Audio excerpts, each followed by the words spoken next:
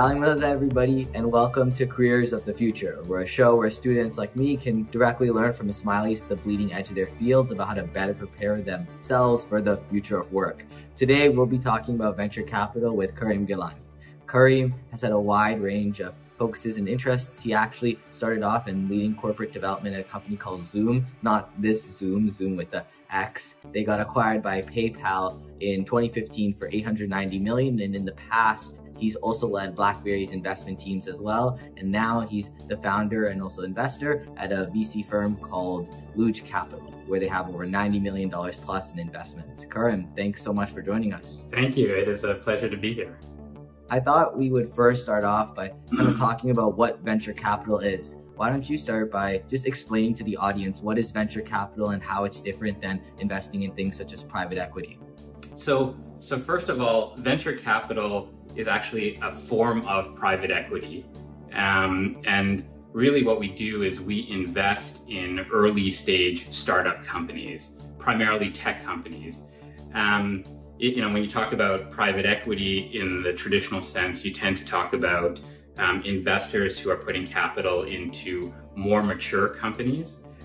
Whereas for us as early stage VCs, we're supporting early founders who may not have a lot of traction on their business yet. They're maybe a couple of years in, they've built a product and they've just released it to market. So they're really at the beginning stages of their journey to becoming successful entrepreneurs. So as VCs, what we do is we take capital from bigger, larger investors called limited partners or LPs. They entrust us with their funds. And then as fund managers, we go out and find promising new startups where we would deploy capital into their companies. And so we are sort of the fund managers that look for these opportunities to identify companies that have this potential for long-term success. And so just to confirm, you are the fund managers, so you take money from these people called LPs, limited partners, and you take funds and then you invest them into early stage startups, correct? Yeah, exactly. And these limited partners can range from individuals who are looking to diversify a portfolio and want to include venture as part of their investment strategy, all the way up to large institutions, big pension funds, big corporations who want to get access to some of these early stage companies to help them support their innovative initiatives. So for our fund in particular at Luge, most of our capital comes from these large institutions. So large pension funds, big banks, big insurance companies who look to us to help them get exposure to these early stage companies that they otherwise would not have exposure to. And so maybe this is speaking from experience as a student, but you're handling so much money, I can barely even handle the low amounts of money in my bank account. I was wondering, how did you even get started in handling other people's money and investing it into companies? How did you start by even thinking that venture capital was something you're interested in? Do you want to kind of walk us through what that moment was when you kind of found that venture capital and taking money from others and helping it and investing it to others was something that you thought was like right for you? Yeah, I wish I could tell you that it was a very deliberate and strategic path, but in reality, it was almost entirely by accident that I became a VC. In terms of my background, I have a background in engineering, finance, and law. And I started off my career as a developer. So I used to write code a long time ago. And then I sort of traversed through product management and business development. I did architecture design for a little while, just designed telecom networks in Western Europe and in Africa. And I sort of zigged and zagged through these different roles in my career, and I somehow ended up in a role where I was adjacent to the corporate development team at BlackBerry. So the guys who were running mergers and acquisitions and some venture investing for BlackBerry. And being in an adjacent team, I eventually moved over to M&A and corporate development. And then I moved out to California to do that role. And so I was the lone guy in the San Francisco Bay Area where I was making investments for BlackBerry and also acquiring companies for that business. And I eventually moved on to a company that you mentioned, Zoom with an X, who specializes in cross-border payments. I led the corporate development practice there. I helped take the company public on the NASDAQ in 2013. And then eventually in 2015, the company got acquired by PayPal, as you mentioned. And then when I moved over to PayPal, I ran M&A and venture investing for PayPal in Canada for a few years.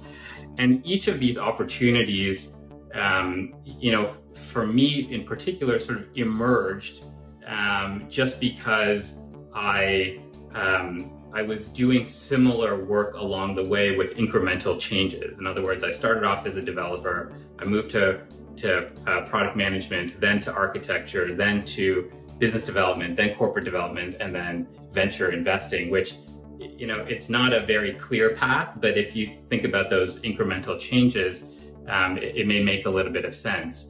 But it's certainly not a traditional path. It's not like I could tell you, hey, I did this program at this school and therefore it set me off to be a venture investor. There's a little bit of experience, a little bit of seizing opportunities, and a little bit of luck, to be honest, that gets you into this space. Okay. And so for students our age, do you think that, I think you can speak to this from your experience, is there specific fields or specific things that we should kind of dip our toes into or start to get interested if we think that venture capital could be something that we want to look into in the future? Because in your case, you talked about corporate development, you talked about developing, you talked about product management. Are there some things that maybe we should, or some fields that maybe we should start preparing for and learning more about before kind of getting into venture capital, just to start exposing ourselves to from your perspective? Yeah, I would say the most successful VCs are the ones who have some other experience prior to becoming VCs. From my perspective, I think the most important experience you can get is being an operator of a business or a business unit at another company. And that typically comes from learning and understanding how technology works, and in some cases that means being a developer or a software engineer or being a product manager, and understanding the nuances of how technology works. And then you can leverage that experience to identify opportunities where technology can solve a problem. Now, in the venture space, I'd say the two key ingredients are having this sort of technical background or this operating background combined with a background in finance, because at the end of the day, venture capitalists are fund managers who are looking to generate a return for their limited partners. But it's that technical element or technical experience that helps you to identify companies that seem promising. So your question is about, well, what can students do today to prepare themselves or put them on a path to venture capital? I would say, there's not a particular course you can take that teaches you how to be a VC, but there are courses that help you combine all of the ingredients that I think it takes to become a VC, and that's learning about technology from engineering courses or software development courses, learning about finance through corporate finance courses. If you can mix in a little bit of legal exposure through some law courses, that also helps as well. But if you sort of combine all of these different elements together, then you're at least starting down a path where one of the endpoints could become venture capital.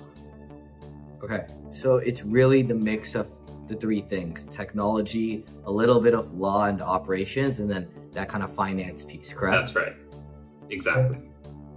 And so for students our age, maybe when you were in school, were there specific courses, maybe it was like computer studies, or were there specific websites that you would go to learn about these types of things? Since I'd assume for me as a student, if I want to learn more about law or operations, or even learn more about tech, where do I even go? Where do I even kind of start off to learn about these types of things, even finance and venture finance? Yeah, so it's not as easy as, hey, go to this website and you'll learn everything you need to learn.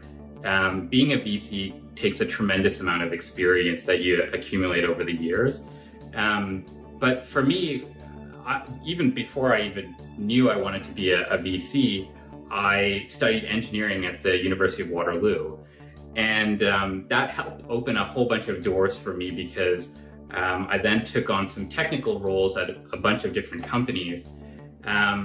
And then at some point I decided to study finance. So I did a finance degree at the University of London in the UK, which gave me some more technical skills, but in a different field.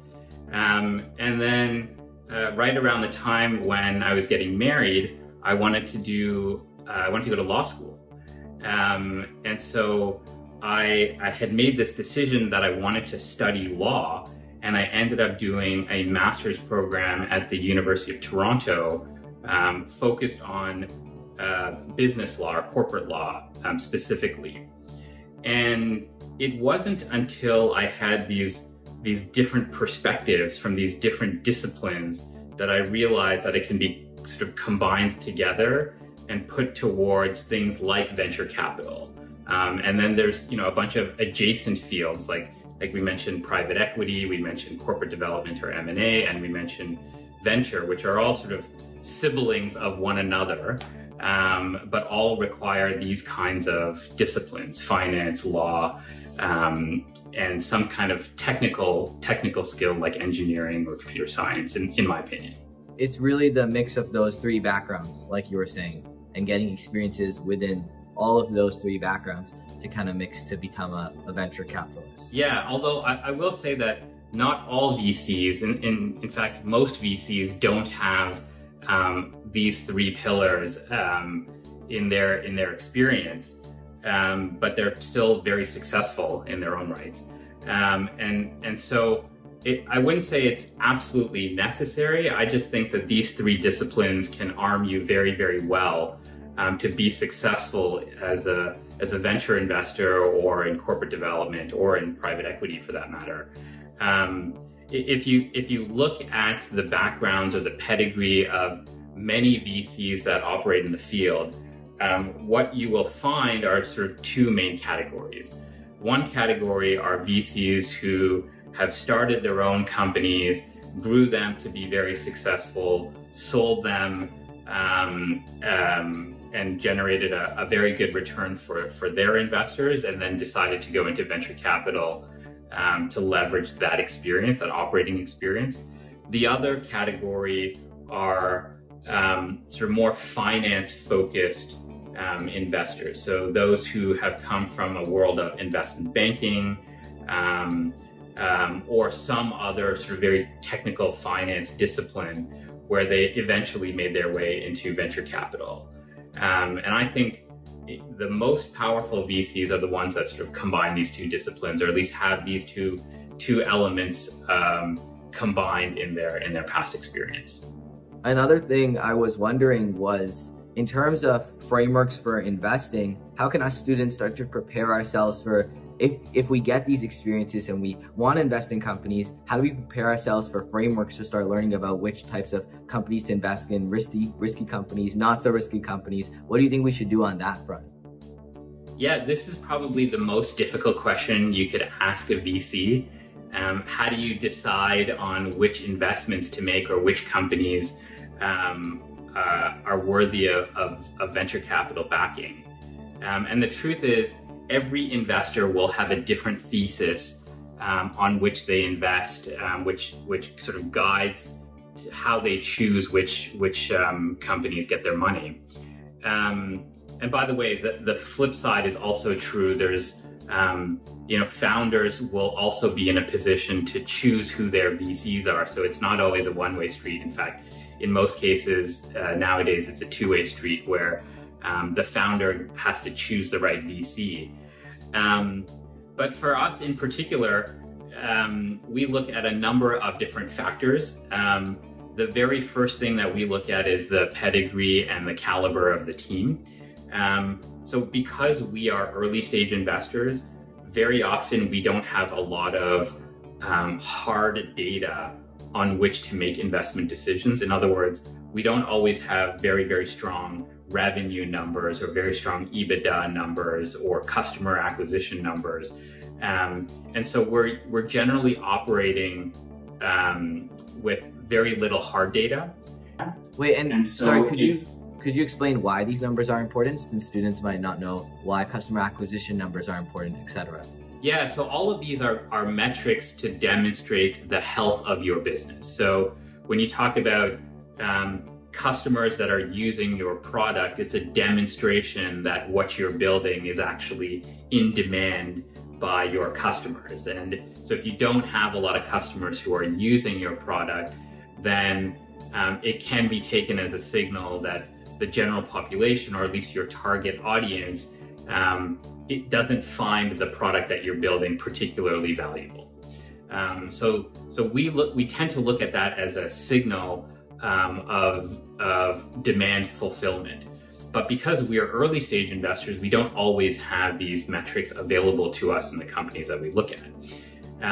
So we often look at more qualitative signals.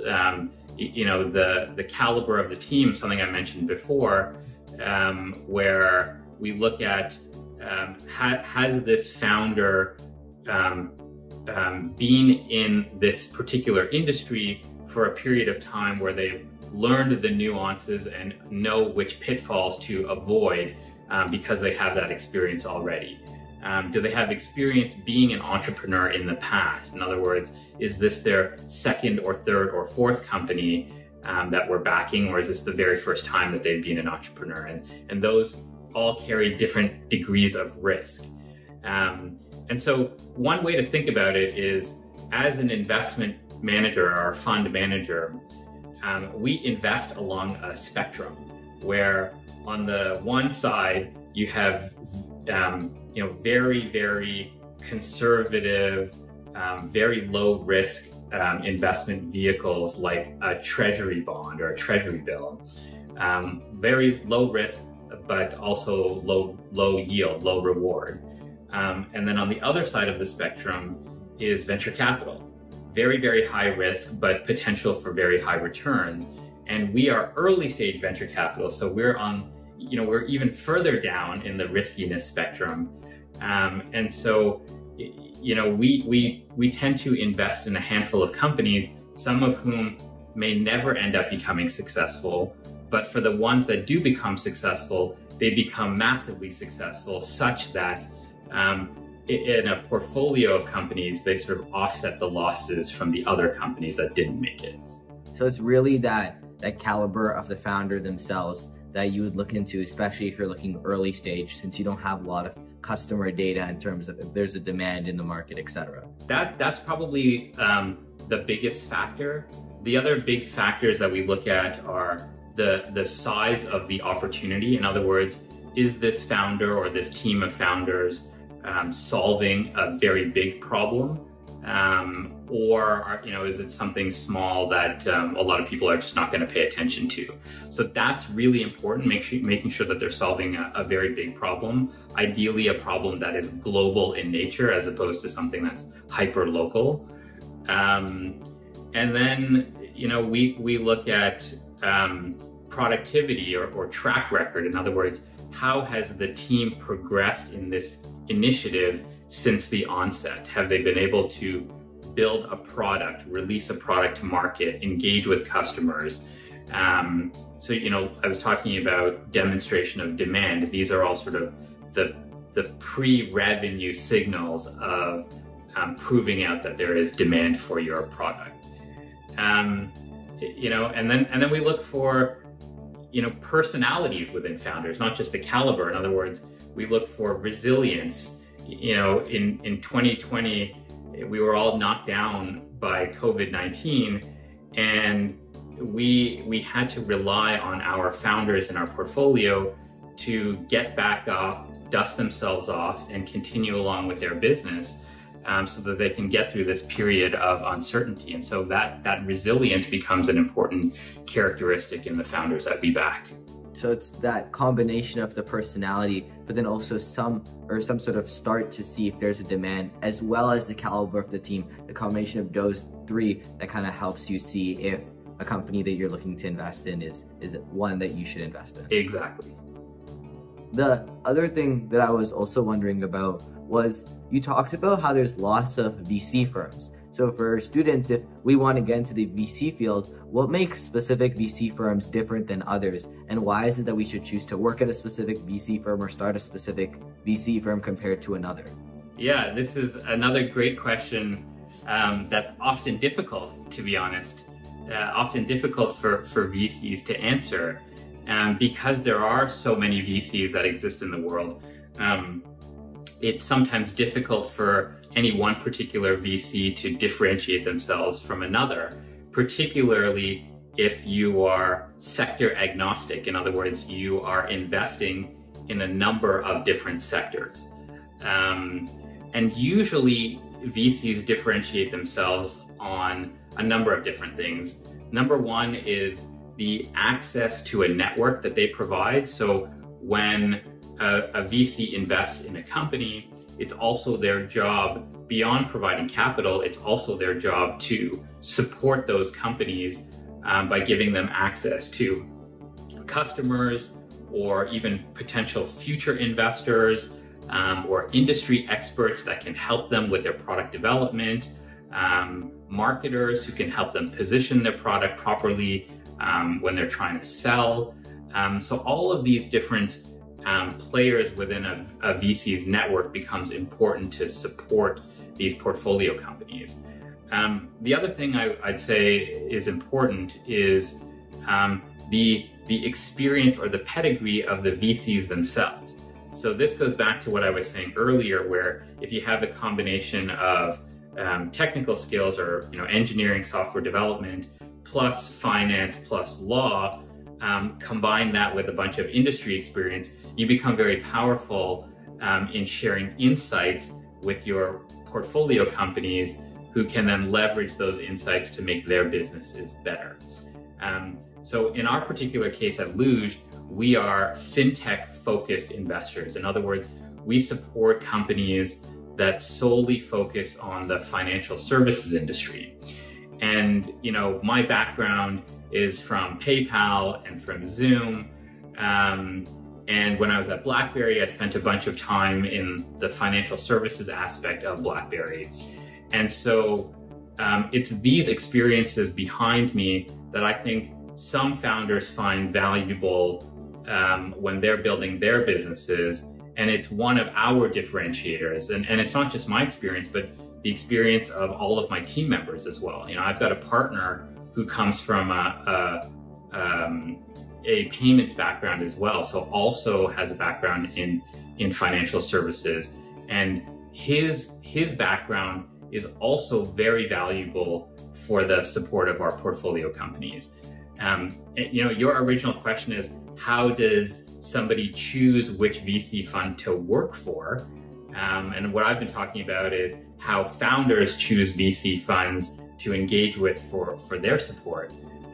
But to answer your original question, it really comes down to one, the kind of venture capitalist you want to become. In other words, what kind of industry excites you the most, and then it's a matter of choosing the VCs that align most closely with your values. The way in which they invest, the types of companies they support, the stage at which they're investing. In other words, are they investing in very, very early stage companies or more mature companies that have some of these traction metrics that I mentioned before? And sometimes you just have to sort of test the waters, talk to a bunch of VC funds in order to get the experience of which ones align most closely with your values. For us students, you're saying that if we want to get or choose a specific VC firm, it's really that combination of the field as well as what type of VC we want to be, and the combination of those two will kind of help us choose the venture firm that we think we should work for. Yeah, and the last thing I'd say, I was mentioning this before, is the stage. So, I mentioned that we are early stage VCs. There are VCs who invest in more mature companies, and other VCs that invest in companies that are even more mature than that. And then you start moving into the private equity world, who, these are funds that invest in very mature companies, or they'll acquire companies 100% and look to optimize them. So, the skill sets that are required for each stage of investing is very different. For an early stage investor, it's really important to try to extract what little data is available to you, but rely on some of the more qualitative signals. The more mature VCs, or the ones that are investing in more mature companies, tend to be more data-driven or more finance-driven, where they're looking at the profit and loss statement, or the income statement of a company. They're looking at the balance sheet more closely. They're looking at the cash flow statements more closely, and making investment decisions with a more finance angle to it than what you would see for early stage investors.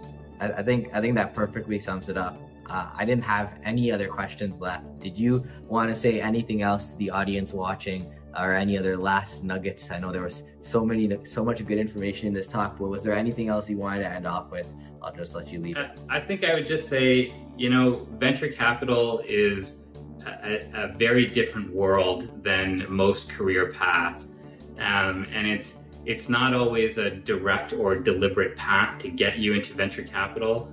I'll tell you a quick story about how I ended up where I am. I was, as you know, I was at PayPal for a few years, working on mergers and acquisitions and venture investing. And I had no desire, no plan to become a VC. But I got a phone call from a friend of mine who is the managing director of Canada's largest venture firm. And he said to me, hey, there is this fintech fund that is brewing. Given your experience, given your background, you should help run it. And I was rather dismissive very early on. I thought, I'm at PayPal, we're doing big things. We're setting the future of financial technology. And I wasn't too interested in becoming a VC, but this friend of mine said, have a conversation, have 2 conversations, have 3 conversations, no commitment, just see where it leads.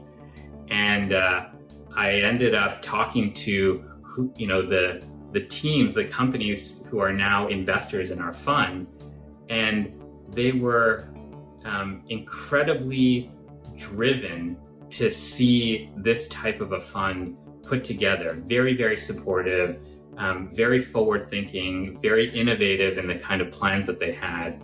And so they sort of came to us and said, if you stand up this fund, we'll bankroll you. We'll give you the money that you need to invest. And if you talk to other VCs, that kind of a situation, almost never happened. That's a once in a lifetime kind of an opportunity. And so my partner and I, after many nights and weekends planning and strategizing on our investment thesis, we decided to take the leap together, and we started up Luge Capital. But it was entirely by accident. That got us our first $50 million. And from there, we raised the remaining portion of our fund. And we're right now just over $85 million of assets under management. And we've got now, as of today, 13 companies in our portfolio. Thank you so much for taking the time. I'm happy that we got to talk to somebody as smart as you and somebody who's really well experienced. So thanks so much for coming. I really appreciate it. It was a real pleasure. Thank you so much for having me. For the rest of those watching, if you want to learn more, if you want to see more videos, you can go on d.smiley and check out the Careers of the Future. Thanks everybody for watching. Yalnız.